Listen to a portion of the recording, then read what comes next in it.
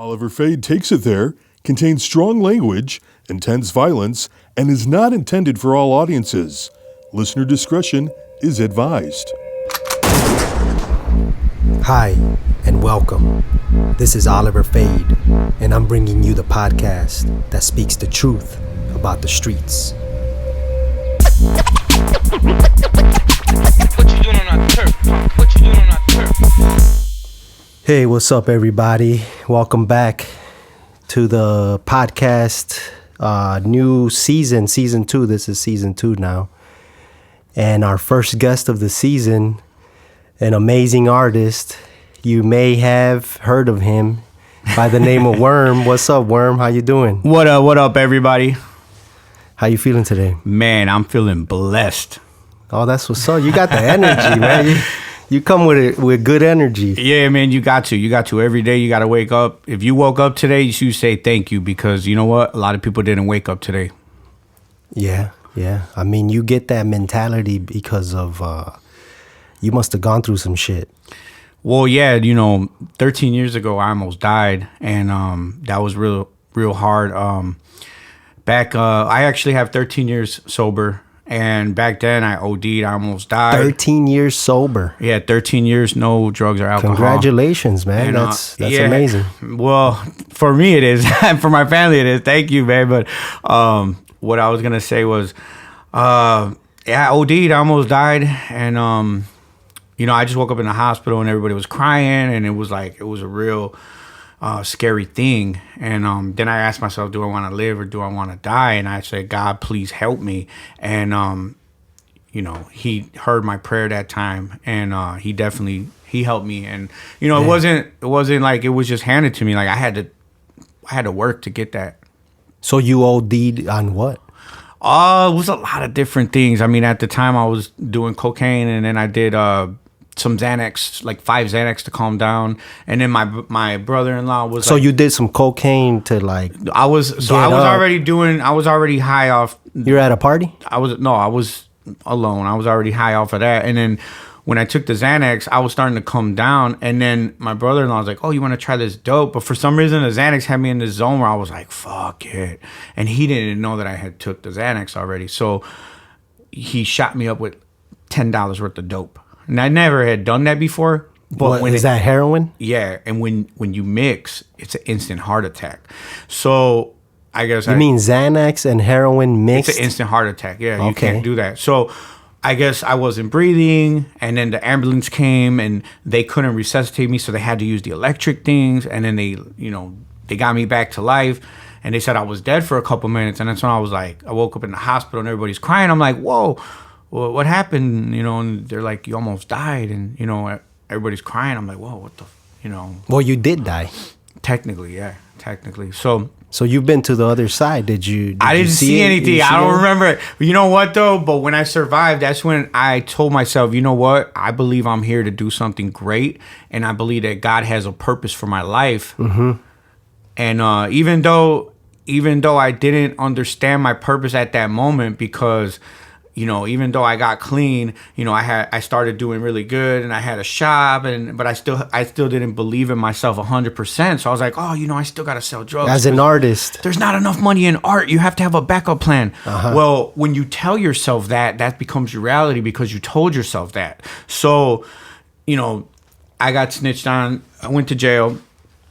And at first I was really bitter about that, right? But actually, that was getting snitched on. Yeah, I was bitter. I was mad as fuck. Right. But that was the best thing to happen to me. You know why? Because when I was in there, I started doing art, and I started doing portraits for $5, and I started doing. You started making money off of. I didn't have no money, but food is currency. So I had a box full of food, and I'm like, wait a minute, I'm like balling. I'm like, wait a minute, This is you in jail. In jail, I was balling, and I was able to help the new. Because you have what? What kind of? Because of my art. Well, wait, the art was your currency? Yes, no, the art became what I would get paid for with food.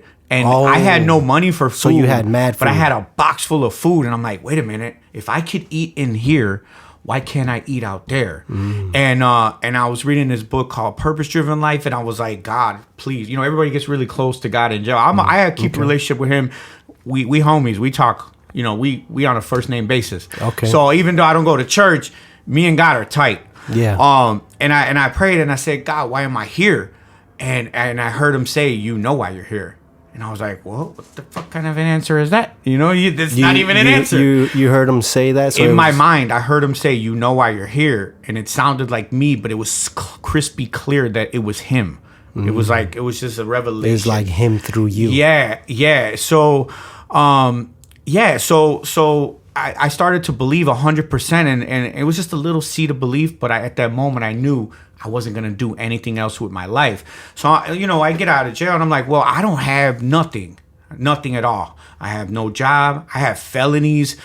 Who's going to hire me? Nobody would hire me. So you got something. You have felonies. Yeah. No. Yeah. So, yeah. And so what I did was, I was like, well, guess what? Being a drug dealer, you learn a lot about business. You learn about you're a business. You're a CEO. That's why I try to tell people, look, man, you're an entrepreneur. All you got to do is switch the product. So all the things that I learned from drug dealing, I put it with the art that I learned from graffiti. So there's two things I got felonies for: graffiti and drug dealing. And I combined the two negatives and made it into a positive. What did you go to jail for when you realized this? Well, I went to jail for drug dealing. Okay. And that's what kind of drugs?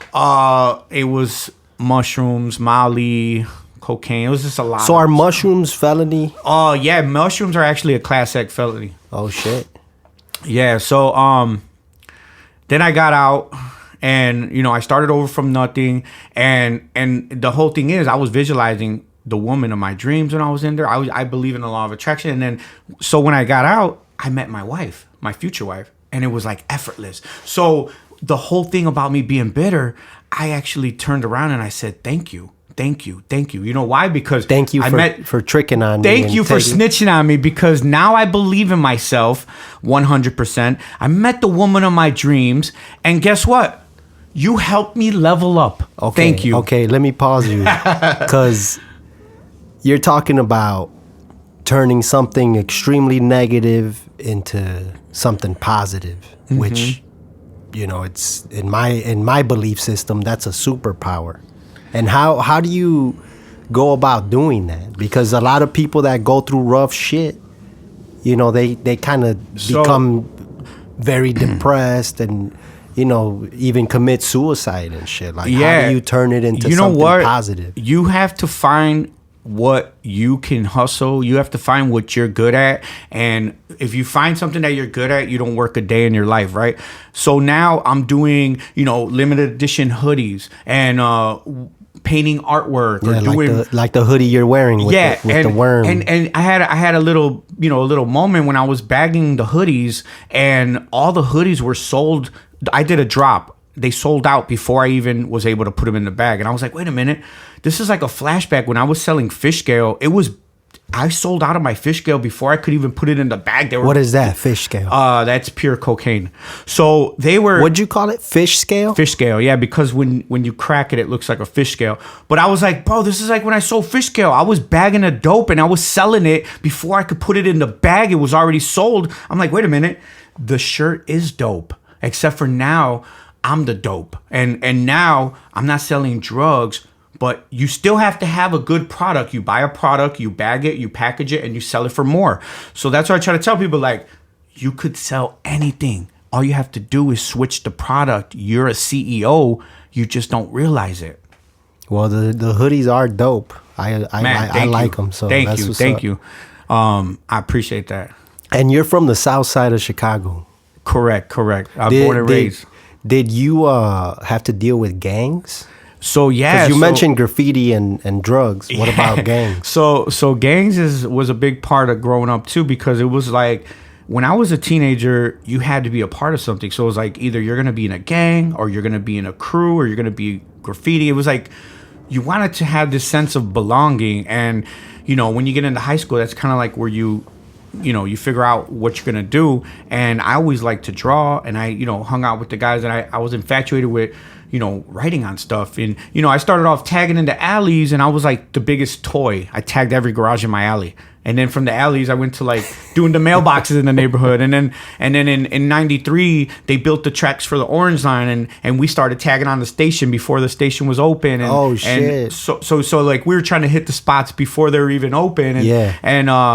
And then from the Orange Line, we started going to different train lines. And then next thing you know, it was like, it became an addiction. It became an addiction, the rush, not necessarily the fame, or who cares about that shit. The thing that what becomes addicting is the adrenaline. Now I'm painting on a spot, and like, yo, I want to get higher. Okay, I'm gonna jump over the edge and I'm gonna hang off and paint it, or I'm gonna go on a water tower. But And how old are you? Like, I started off at the age of like 13, 14. Okay. But as I got older, I progressed, and I needed more of the adrenaline. So I would go on water towers and stand on the arm rail just to reach up taller, or like I had to do the more crazier spot just to let you know that I'm down, which was my original graffiti name was Down, because I was really? I was trying to be down so much, but I was down so much that the Vandal Squad hated me, and I became like the Midway King is what they called me, and they would lock me up for nothing. Meaning the Orange Line? Yeah. So Midway Orange Line. So they hated me so much they would lock me up. Just me and you would be walking. We're getting locked up, like, for nothing. Just for being with me, you'd get locked up. It was a crime to be with me. It's hard to keep friends like that. Damn, man. I mean, to be on that level is kind of that's a success in its own. Even though it's like bad because you're like a vandal and whatever, but you're like. You succeeded at the graffiti game. You became the king of Midway. Yeah, that's what I was thinking. Like when I started out, I was a toy, and I was such a toy that I couldn't even do my letters straight. My letters were crooked. My shit was whack. I was a toy, but little by little, I had it in my mind that what I wanted to do. And, I made it to be all city king, which means, having the most graffiti in the city. And, I did that probably a couple times, but it's a never ending struggle because it always gets erased.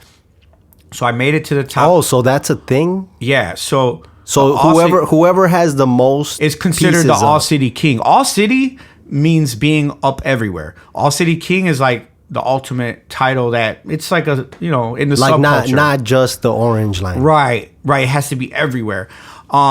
But so I was at the bottom of graffiti when I was a kid. I made it up to the top, and then I started in 2004. So how many pieces do you think you had? How many pieces do you think you need to be city king? You know what? Up at the same time. It's all about having like I said in the song, I said I got my name up on every train line at the same time. It's like you got to be everywhere all at once. It's not like it has to all be at once. So it takes a little bit of work. You got to be dedicated to get to that point.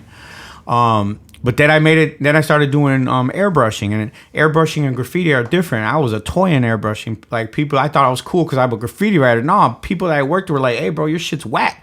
I'm like, "Oh fuck, I gotta get good." So I started, I took it serious and I started getting good at it. And now I made it to the top of airbrushing. But okay.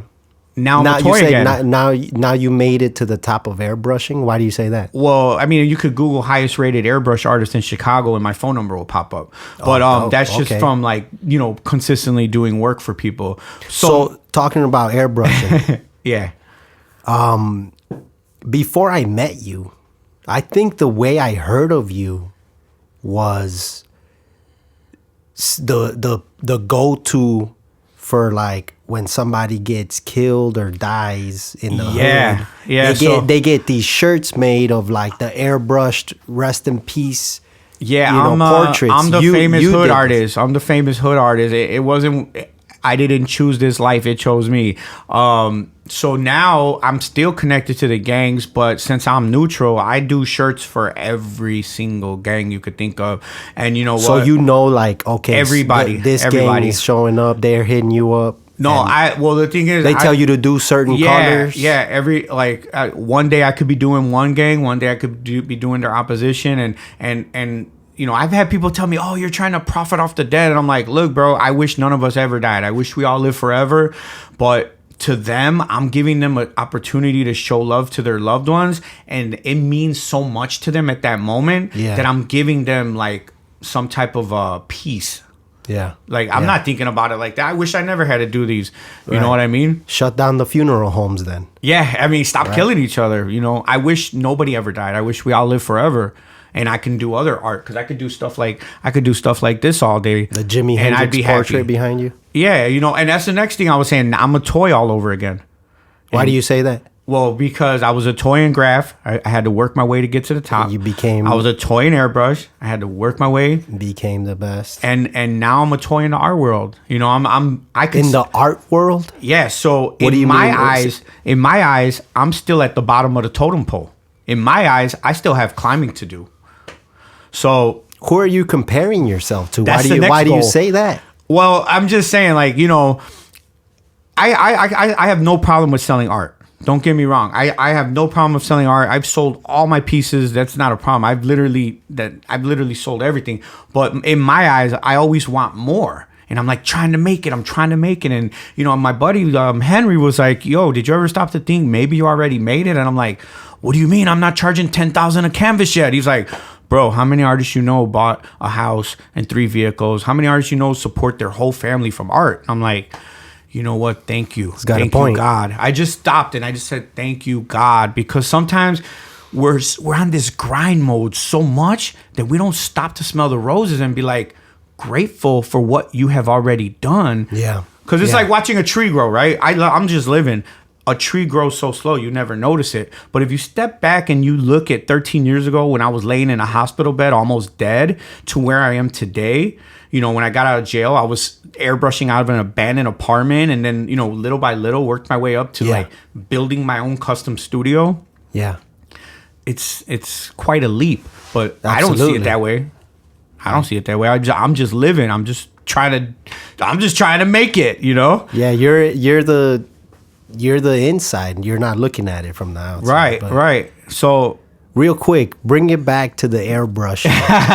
The amount of people that pass away from gang violence. Oh my God! In Chicago, there's no shortage of it, and it's really sad because it's like I don't look for it, but it always comes. It's like every summer, you know. People die from this side, people die from that side, and then they go back and forth. And the craziest story I got to tell you, one guy was wearing a shirt, and the whole funeral was one gang, and then they went to the wake was in the opposition's neighborhood, so they start getting into it with them. They start shooting at each other, and one of the guys gets killed at the wake wearing the shirt that I did, and then they did shirts for him the next day. And I'm like, damn, man. Like, I felt bad. Like, was it my fault that he's wearing them colors? And I'm like, you know what? People are going to wear what they're going to wear. They're going to do because they get the color. They ask you to do they the want colors. Specific things on the back. And, at first I'm like, oh, man, is it my fault? No, it's not my fault, man.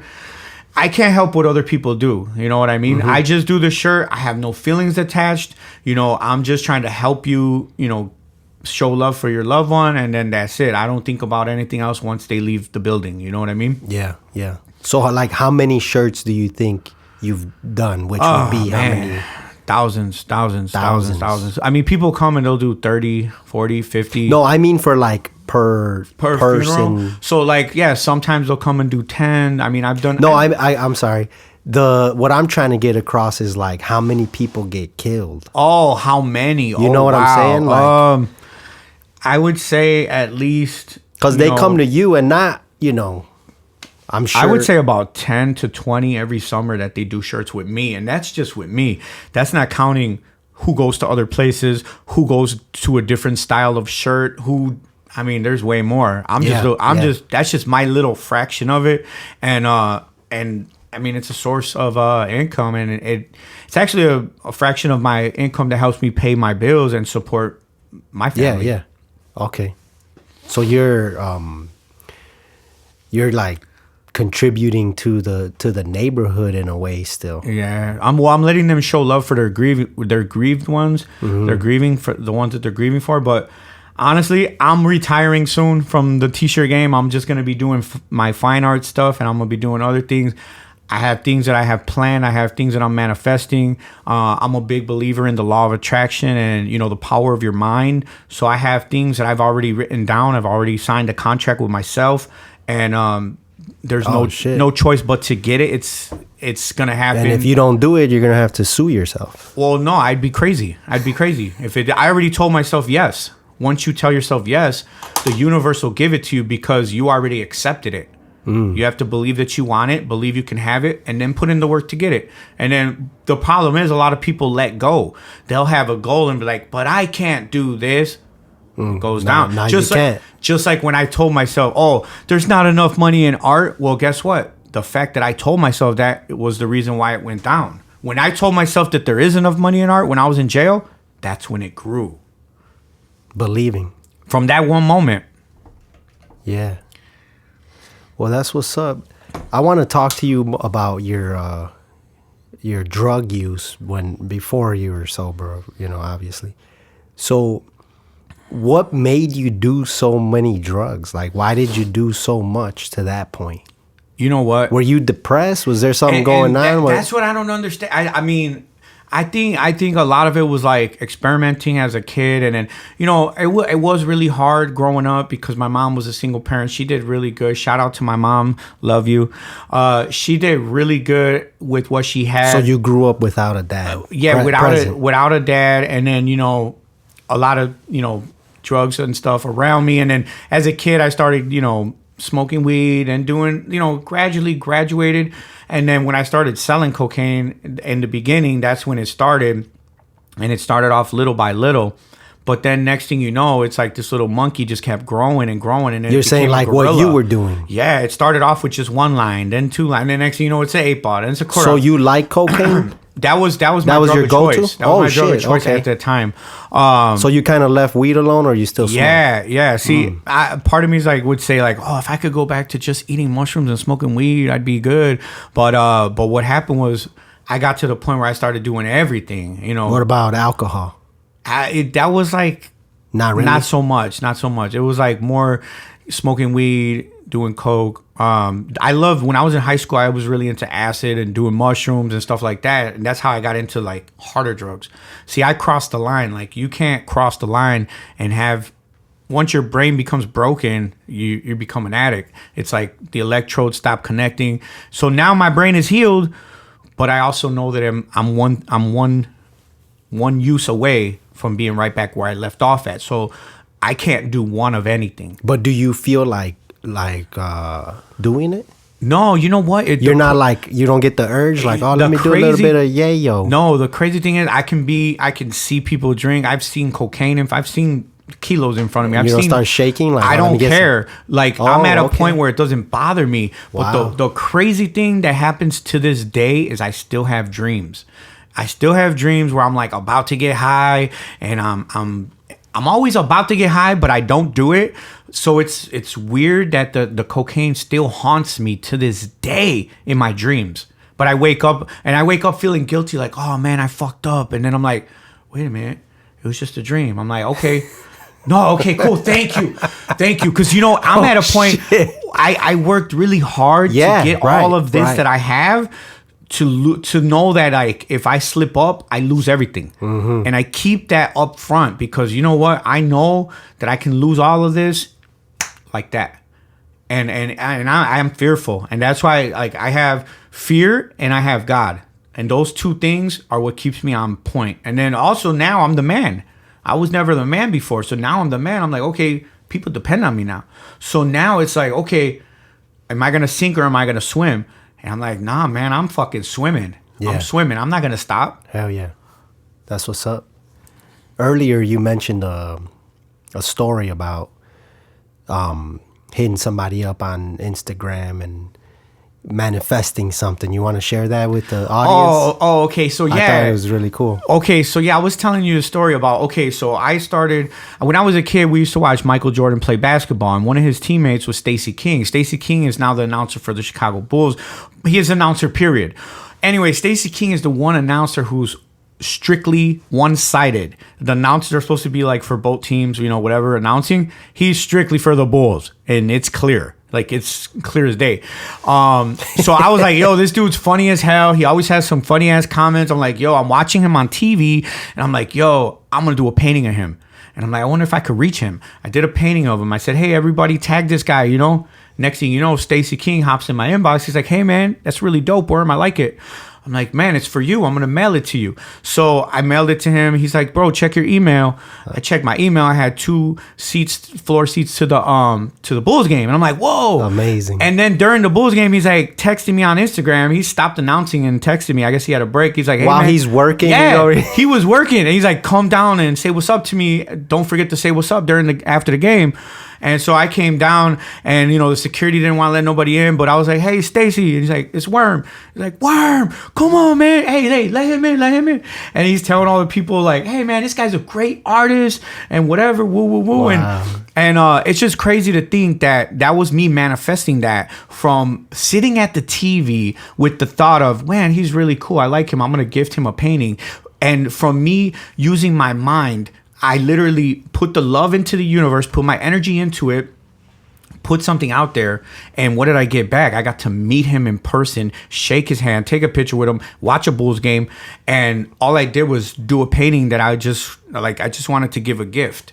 Wow. And it's like manifesting from your mind. Like, you starts with a thought and just react. So what the big thing is, when you have an inspired thought, you have to react right away. Don't think, oh, what if this doesn't work? The universe works fast. You have to react. You gotta move. Yeah, if you get an inspired thought, that's the universe tapping you on the shoulder saying, hey, go do that. Because sometimes people are like, well, I need to plan this, and I need to, what if that doesn't work? And man, fuck that. Do it. Yeah, because 10 hours of planning or 1 hour of action, that hour of action is worth more than the planning, because you're getting shit done. And a lot of people are afraid to fail. But a Jordan quote, Jordan's like, man, you have to fail to succeed. And I embrace failure, because guess what? If you're afraid to fail, you'll never succeed. So guess what? I take them lumps, boom, boom.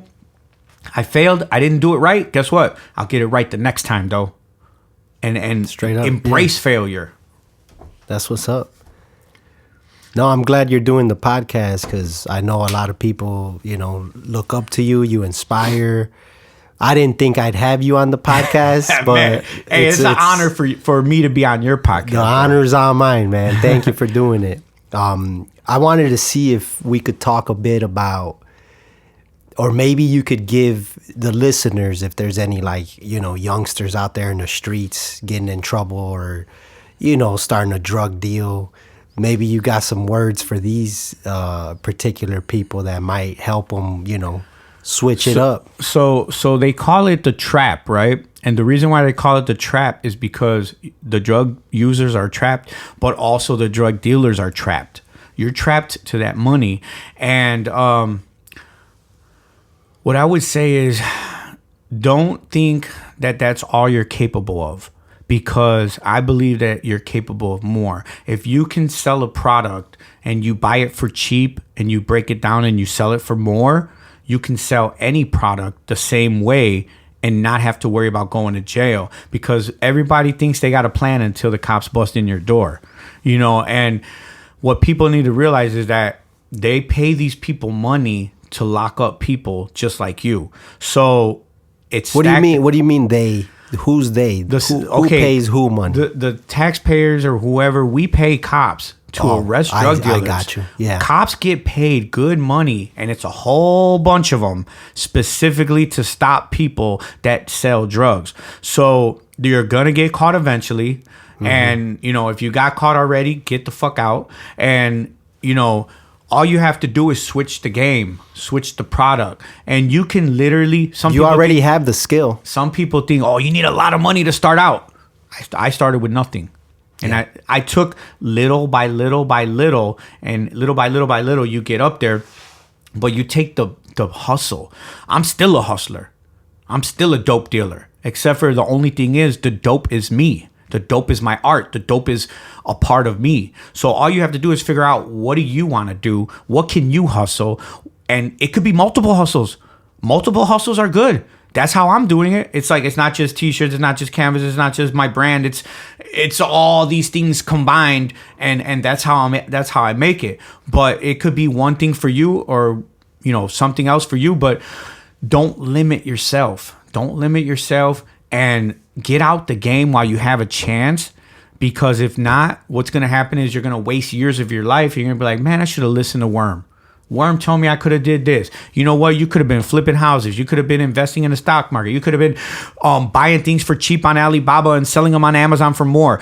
I have a friend that works from home. He doesn't even leave his house, and he makes all the money to pay for his whole house just on his computer, selling things that he bought from here for cheap and sells it for more somewhere else. If you have the hustle is in you. You're a CEO. You're an entrepreneur. You're a businessman. All you have to do is switch the product. Boom.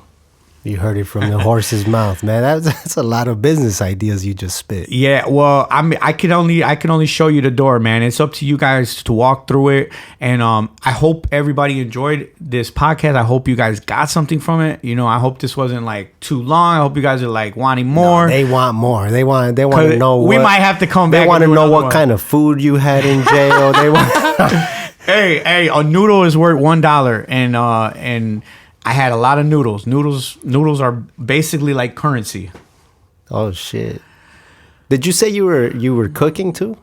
Yeah. So, well, no, you don't really cook. You do make some stuff though. Oh, you mix some shit up, and they call it what do they call it? Slop or no? Oh, they call it dip. They would call it dip, and you just mix a lot of stuff. Everybody pitches in, but just the fact that I was able to eat in there just shows me like, hey man, you know what? I have something here. Yeah, that's what's up, man. And I didn't eat. I didn't have money. So how was I eating? Realization of like, I can do this. How was I eating? I didn't have no money. You know how I was eating? Strictly from my talent.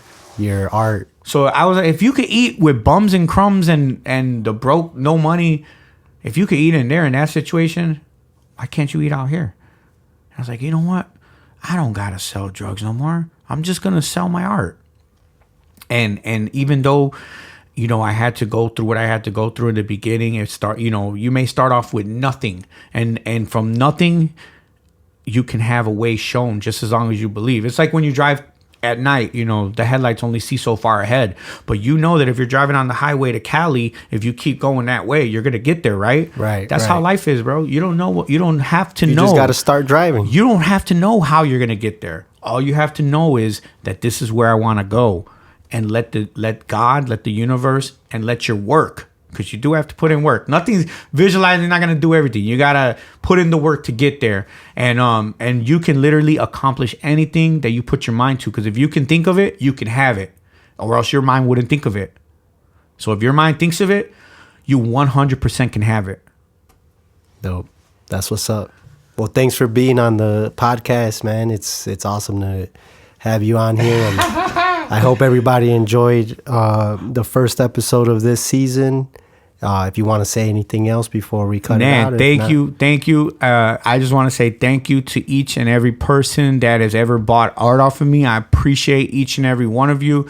Whether I'm doing a $10,000 meal or a $30 t-shirt, I appreciate each and every one of you the same. And without you, there is no me. So thank you. Thank you.